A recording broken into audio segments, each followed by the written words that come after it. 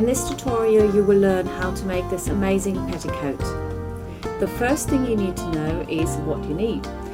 1 meter of netting, half a meter of lining and satin, and elastic depending on the body size that you're making it for. First of all, you need to cut your elastic. The elastic needs to be cut about 5 centimeters shorter than the actual waist width, so that it can stretch around and it's not too loose. Then we're going to cut the netting. Fold your netting over and over and over, so you don't have to cut so much. This is lengthwise. And then I've actually taken the dress out that I'm making the netting for, and I've decided how wide I want my netting to be. I'm having 2 tiers, and each one of those is 17 centimeters long. Now that's actually really good length if you want to make a petticoat. You could just go with that. The top layer is like a yoke and is slimmer. So I'm cutting my 17 centimeters, or the equivalent of that in inches would be, hang on a minute, would be 7 inches. And I quite naturally will have a slimmer bit left over.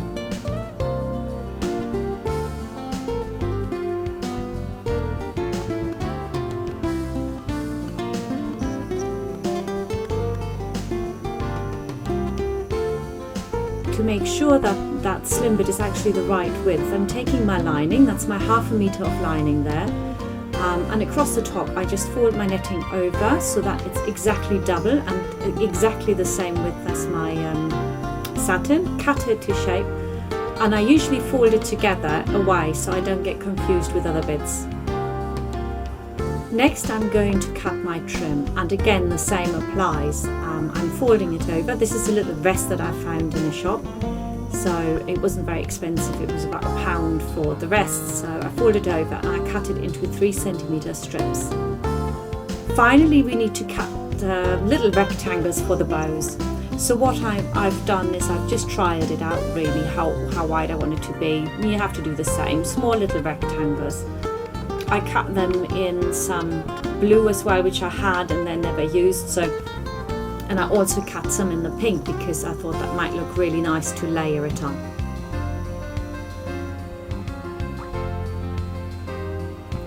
And now we're ready to sew. Preparing the tiers of the petticoat.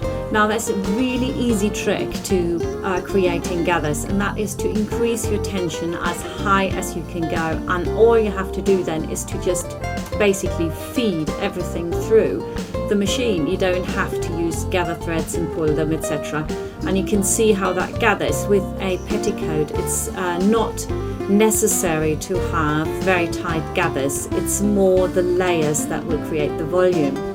Now the first thing we're doing is to attach the yoke, this is the slim top part, to my first gathered bit. And actually all the bits that I've gathered I'm just putting underneath that top part, and I just guide it through my overlocker. If you haven't got an overlocker, you can do this on the sewing machine. It doesn't really matter. It does work in either way. Cut off the excess fabric. Then you fold down the tier you've just sewn on, and on that tier you will now attach the second tier. In the same way, always make sure that your gathered bits are underneath whatever you're sewing on the overlocker or on the sewing machine, because that's easier to sew. And again, you put them on top of each other, sew to the end and cut off the excess fabric.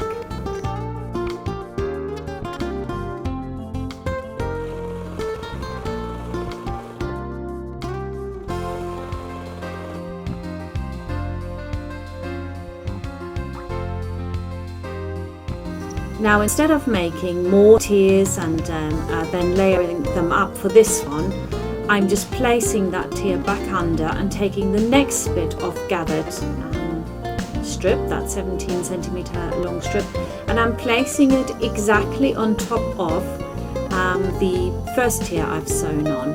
Actually, I'm now using a zigzag stitch to attach that because I'm now having the gathers on top, and that's a little bit difficult with a straight stitch. It sometimes pushes them a little bit.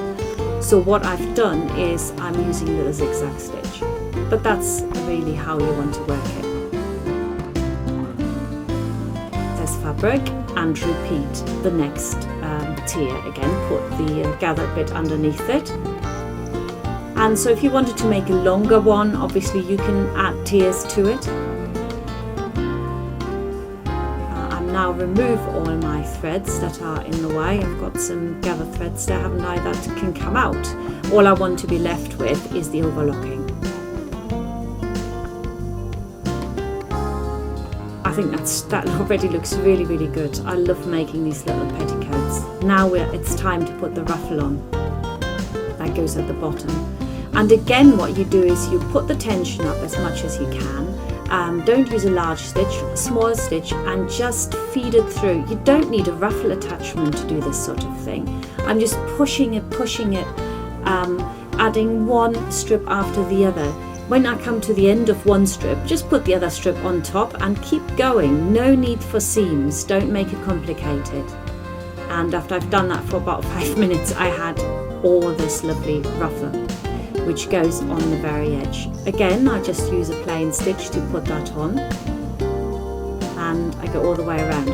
Now the first thing that I'm doing here on the first layer is that I want to increase my ruffle a bit in density. So what I'm doing is I'm just gently pushing it so that it's a bit denser. You can see me do that here. I'm just pushing it towards the presser foot.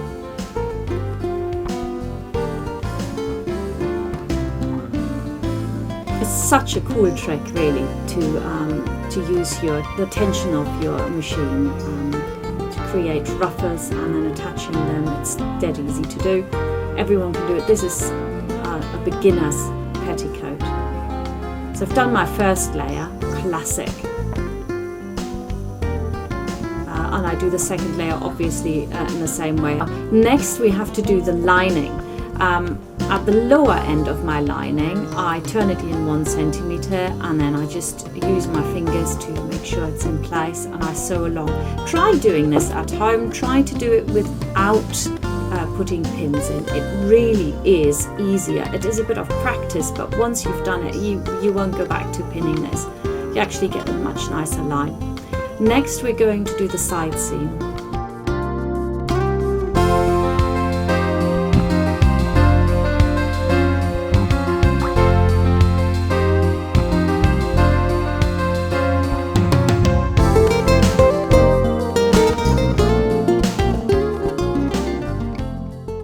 Now what you want to watch here is, once you've overlocked a few centimeters, pull the overlocking thread across the front, lower the presser foot and carry on. And what you're doing by doing that is you neaten it, and you don't have to cut it off, and therefore it won't come apart.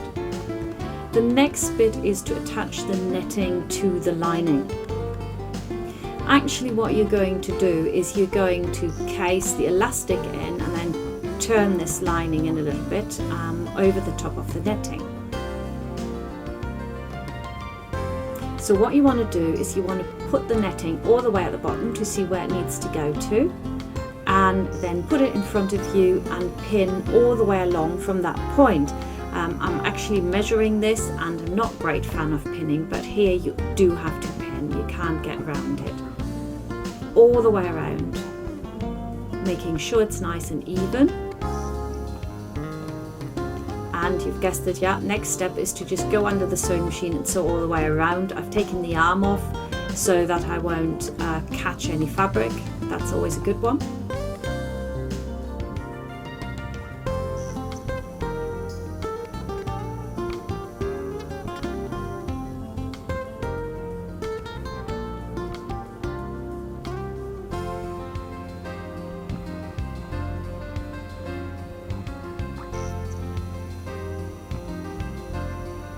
When you get to the end, if there's any excess, just cut it off.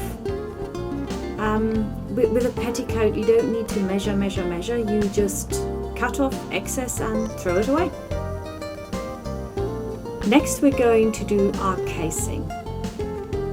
And again, it's quite easy. Now, I work from the inside to the outside.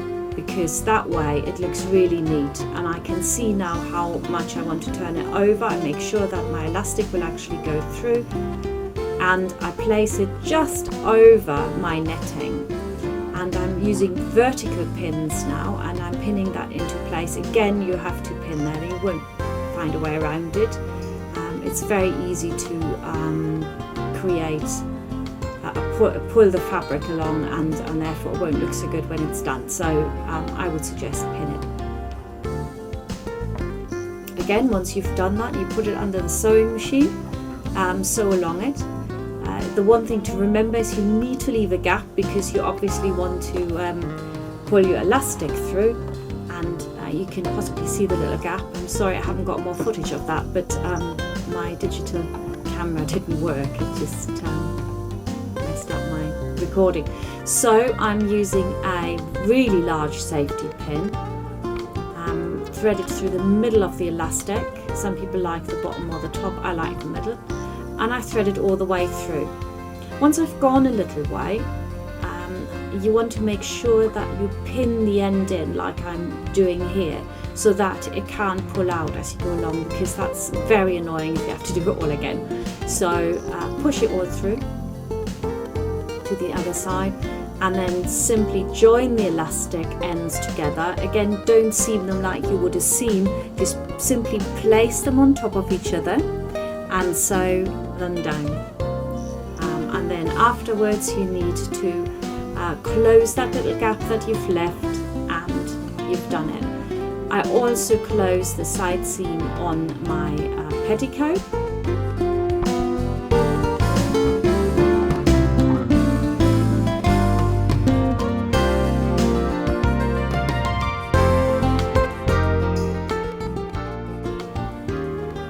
Finally, want to make the little bows that go on top. I've got my rectangles now. There are two ways you can do this. You can either just ruffle them up like that, put your needle through, wrap it all around, and do it like that, or you can do a running stitch across both. Really depends what you feel most comfortable with.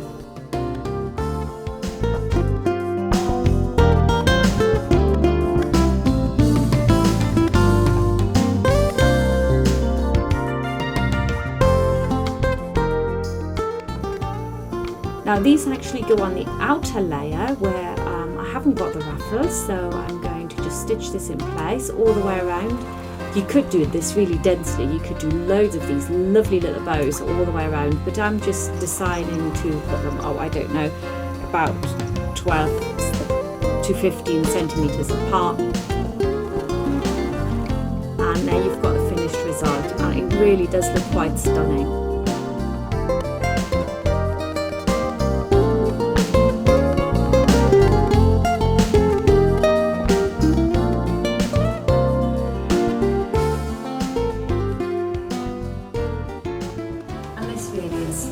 A dress to die for now. You've got one petticoat, you've got another layer, and you've got another layer.